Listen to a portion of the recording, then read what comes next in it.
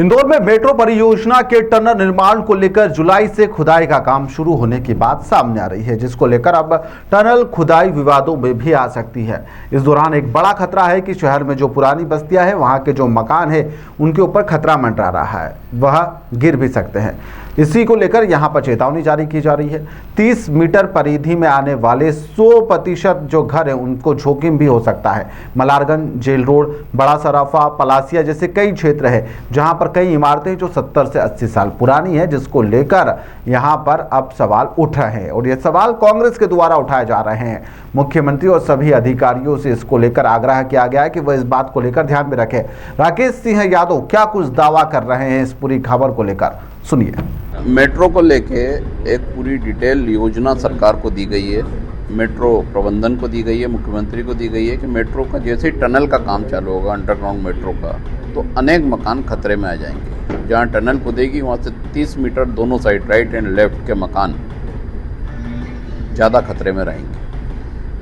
ये इसलिए बोल रहे हैं हम कि दिल्ली में जब मेट्रो का काम हुआ, कोलकाता में हुआ, आगरा में हुआ, तो अनेक मकानों में दरारें पड़ी, डैमेज हुए और बाद में उन मकान वालों को परेशान होना पड़ा मुआवजे के लिए। वो मेट्रो के पास जाते थे तो मेट्रो ठेकेदार के पास भेजता था, ठेकेदार फिर वापस सरकार के पास भेजता था, फुटबॉल बने हुए थे। इंदौर में टनल का काम शुरू होने वाला, कई नेता बोल रहे हैं गिलास का पानी भी नहीं हिलेगा।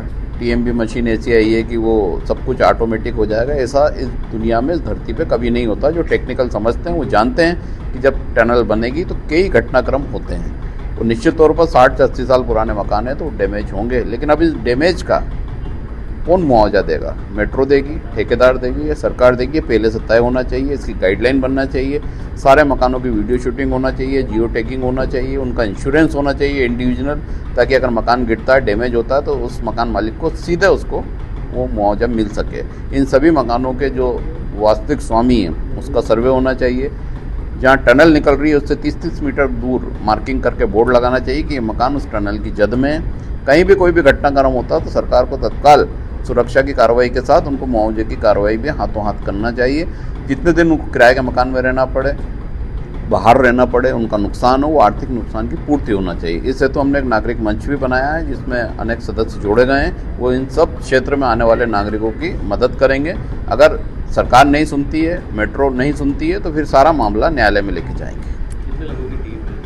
हमने लगभग 21 लोगों की एक पूरी टीम बनाई है और इस अधिकार मंच में और भी अब जितने भी प्रभावित लोग हैं उसमें जुड़ते जाएंगे और इसका पूरा पक्ष पहले मेट्रो के समक्ष रखा जाएगा। एक डेलीगेशन जाएगा, मेट्रो से अपनी बात करेगा, सरकार को बताएंगे। दोनों जगह हम पत्र दे चुके हैं आज। और अगर संज्ञान नहीं लेते हैं और बिना गाइडलाइन, बिना प्रोटोकॉल, बिना मुआवजे की नीति घोषित करे काम शुरू होता है तो ये मानिए कि ये मामला न्यायालय में जाएगा और न्यायालय के समक्ष ये सारे तथ्य रखे जाएंगे।